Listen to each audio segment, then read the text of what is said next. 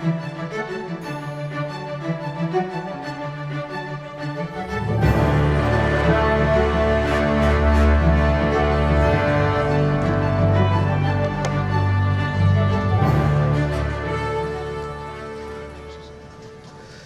so it gives me great pleasure to introduce the next generation of leaders who are actually leading right now. So the first thing I want to ask you is, why did you make the decision to come to West Point? I want each one of you to answer that. You have to walk 20 miles with a 30-pound rucksack in the rain, in the snow. You sleep outside, and you're not homeless. I want to know why you decided to make that sacrifice. Well, thank you, sir. I'm Benjamin Dunn. I'm from Chapin, South Carolina, and I study law at West Point. Ultimately, my desire to attend West Point and serve in the Army stems from an immense passion that I have for being an American. And I was taught from an early age that because this country has given me so much, I owe an obligation to give back. And I felt that service through West Point and commissioning as a second lieutenant in the United States Army was my way to do so. Miles? Hi, my name is Miles Manny. I'm from Kansas City, Missouri, and I'm also a law major just like Ben. My reason's not as great as Ben's. I came for free college, but West Point actually taught me the value of service. That's where I learned it.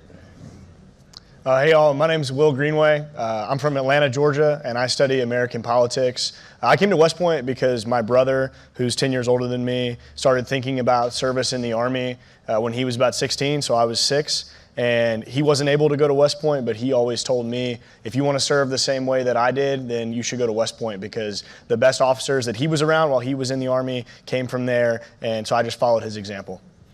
Hi everyone, my name is Jillian Pennell. I grew up in Huntsville, Alabama, and I study American politics at the Academy as well. From all of the military members that I grew up around, I knew that that would be the best opportunity to serve both that calling that I felt when I was little, but also for the country that I had seen produce such great leaders in my family and community around me.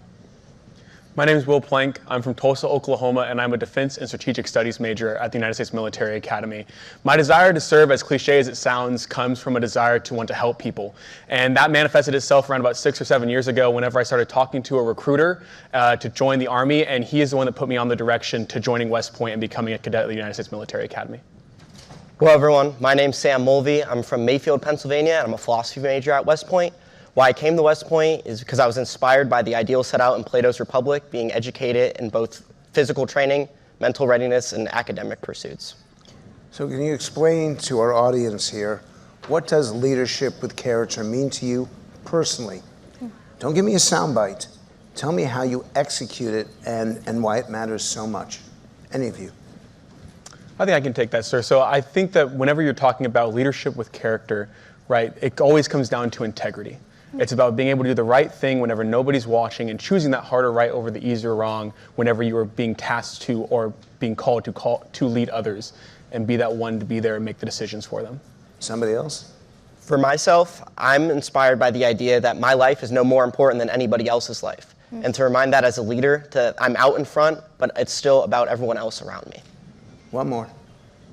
I had a mentor that told me when I was younger in high school that has been reaffirmed every day at the Academy is people don't care what you know, they want to know that you care. And every day at the Academy as upperclassmen, we get the opportunity to show the underclass that we care about them and that we're there for them. What does leadership with character mean?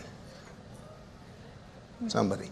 Go ahead. Yes, sir. I think a really important tenet of that is selfless service. And it's not about just leading your soldiers, but it's about getting to know them, getting to know what they're passionate about, what they care about, so that you can really ensure that you're working towards their goals as well. And I would just say being a team player and taking a genuine interest in the lives and interests of your subordinates.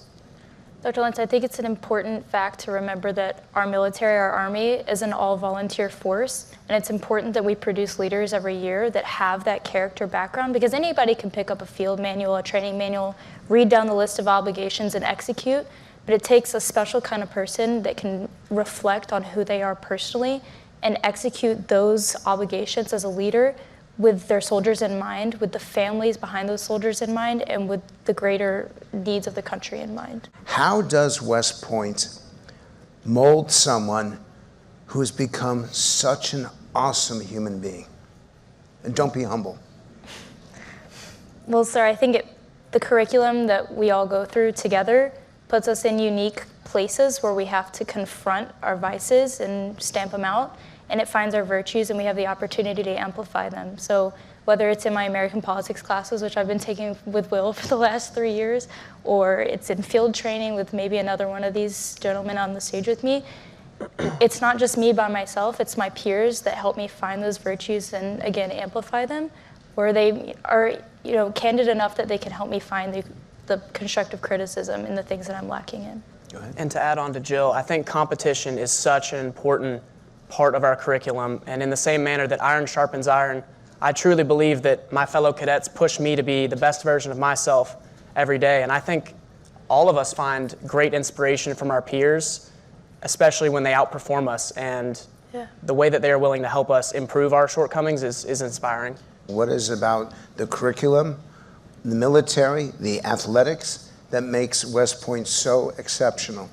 I don't know about me, but I have a weakness in swimming, and I'm sure everyone else here's weakness has been exposed by West Point. You learn not to fear failure, but to fear not responding to failure. And that's what West Point really teaches you. And then going back to one of the first things that you learn while you're at the academy, right? You get off the bus, they shave your head, you don't know where you're really at half the time, you're sleep deprived, and then the first thing they make you learn is a cadet honor code. Yeah. Cadet will not lie, cheat, steal, and most importantly, won't tolerate those who do. So from the very beginning, West Point sets a precedent that you will not only hold yourself to the standard, but you will also hold others to that standard as well and work with them to meet that standard. Yeah. So what is about that honor code that makes West Point produce such exceptional leaders of character? Sir, I would say it starts with Honor Plaza, where the code is etched in a material where it's reflective. So every day on our way to classes, we walk past Honor Plaza and see the honor code, and you see yourself in it, which is a testament that we own the code. The court of law for the code is cadets. If somebody commits a violation, they go before a board of their peers. It's our thing, and every day we get to wake up knowing that that is the banner that we live under, and you can leave your iPad in the library and go get a cup of coffee and not fear that it's not going to come back, and you can trust people around you to always put you above themselves because of the banner of the code that we all live under. You're the class president. Yes, sir. You're going to be the person they turn to for the next 5, 10, 20, 50 years. What do you bring to that role of president that they saw in you, that they want you to represent them? Yes, sir. I would say positivity and authenticity. For 500th night and for our recent ring weekend, I actually did a poem for my speech. I did a poem that's super unique and it hasn't been done before. That's what I offer to the table, that positivity and that uniqueness. What else is it that makes West Point so exceptional and extraordinary? Yeah. I'd say that although we are in constant competition with each other, at the end of the day, we understand that we're all part of one team, the same team, and a great motivator as to why we hold each other to account is because we understand that the soldiers that we are going to lead upon graduation deserve the best, and it would be a fault and a detriment to our Army if I don't hold my peers accountable because the soldiers deserve the very best versions of officers. West Point's not a perfect institution like any institution out there, but every one of us is committed to those ideals of duty, honor, country. So on a daily basis, we're continuing to try to reach that perfection. So I'm going to ask you, what does duty, honor, country mean to you? The duty is to be the best version of myself so that when I'm in charge of others, they are getting the best version or the best person they can possibly be, the best leadership that they deserve. The honor is upholding myself to that standard and then those around me. And the country, it's the Constitution. It's those ideals that we swear to all 6 of us here in about 9 months to support and defend. I don't think that people know that. Can you explain the fact that your oath is not to the president, it's not to the country, it's not to the government, it's to the Constitution? Yes, sir. That is one thing that, right, has always been said, is that every single day, we are serving, right, and we are serving we have a duty to serve, right, we're serving with honor, and we're serving our country, but what is that country, right? What is the United States, if not the ideals being put forth by the Constitution? We don't fight and die for a president, we don't fight and die for Congress, we fight and die for the American people, and the American people are protected and entrusted with the ideals of the Constitution. Okay, then give them a sentence to describe your relationship to the United States. A sentence to describe this country. Start with you and go all the way down. I would just say I'm filled with a great sense of gratitude. This country has given me so much, and I'm eager to give back. This country is my everything. This country gave me life, and this country continues to give me life. And I'd like to quickly brief on duty, honor, country. Duty, honor, country is the what, how, and why of West Point. So the what is your duty. You're going to get the job done in front of you. The how is honor. You're going to honor your country in the process, and country is what you're doing it for. To me, the United States is my home, and it's the banner of freedom for the rest of the world. How can military leaders ensure that their actions honor both the mission and the values of the society that they serve? Anyone? So I'd say that it comes back down to, right, the type of orders that we have to follow. And we are obligated to follow any order that is legal, but also ethical, right? And so whenever we talk about that, what is ethical? That's where it comes down to that individual leader to know what right looks like, to know not only the law, but also know what morals and values they stand for, which are those Army values. So you have to do the hard right, Yes, sir. not the easy wrong. And you have to do it all the way through. How do you do it when you're under so much pressure to take the easy path? Go. You start by making your bed when you wake up in the morning. You start by doing the small things right and build those virtues and those habits. So when you get into that difficult scenario, that you're so ingrained and so instilled that it's not a hard right. It is the right. How hard is it to uphold the honor code? Because there's no leeway. You have to do it. I think it's difficult in the sense that I couldn't imagine being satisfied with completing a task in a way that didn't uphold my character. I can't imagine looking at my peers and them asking, "Oh, Jillian, how'd you get through this task so quickly?" And I couldn't explain to them that I did it in a way that was wrong or ingenuine or violated their trust. Like the entire idea behind the curriculum of the academy that we talked about earlier is that we have this sort of mutual trust and this character instilled in us so that when we are in more dire situations or we are in more pressing decision-making processes, we have a foundation that you don't even have to think about. It's a split-second muscle memory kind of reaction. Is it learned or is it already in you? When you got to West Point, were you different at that point, or is it what West Point teaches and how it teaches that made you different?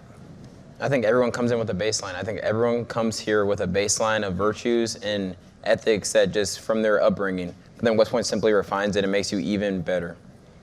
50 minutes away from you is Columbia, and 60 minutes is NYU. What makes you different than the typical college student, either in how you work, how you play, how you live, how you lead? How would you answer that? I can't speak to the experience of the other colleges, but I would say that I believe an advantage that we have at West Point is a shared sense of purpose, because ultimately we all believe strongly that our job is to be the very best cadets we can be so that we can be the very best second lieutenants and platoon leaders that we can be. What is it that makes you different?